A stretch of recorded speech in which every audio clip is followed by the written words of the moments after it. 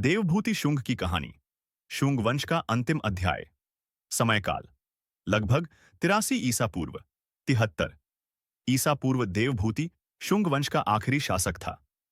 उसके पहले तक शुंग वंश ने करीब 100 साल तक उत्तरी भारत पर राज किया था। लेकिन जब देवभूति की बारी आई, तब वंश की हालत पहले जैसी नहीं रही थी।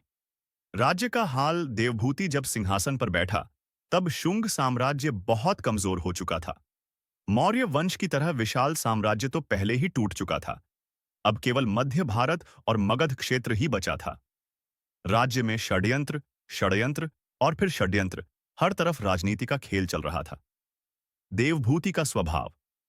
इतिहासकारों के अनुसार देवभूति एक भोग विलासी और कमजोर शासक था। उसे शासन से ज्यादा नृत्य, संगीत और स्त्रियों में दिलचस्पी थी।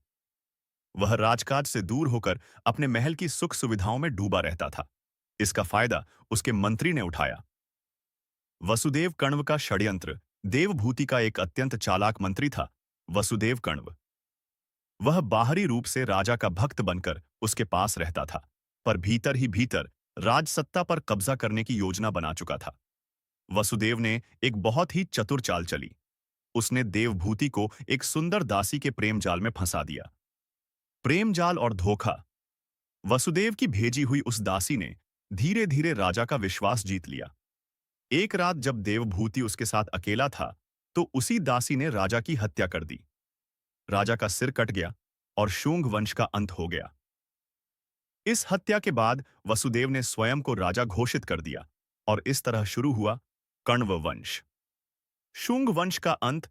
देवभूति की मृत्यु के साथ ही शुंग साम्राज्य का पतन हुआ। यह वही वंश था जिसे पुष्यमित्र शुंग ने मौर्यों से सत्ता लेकर शुरू किया था, पर भोग, आलस्य और विश्वासघात ने उसे मिटा दिया।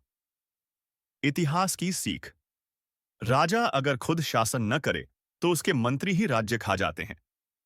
यही सच्चाई थी देवभूति शुंग के युग की।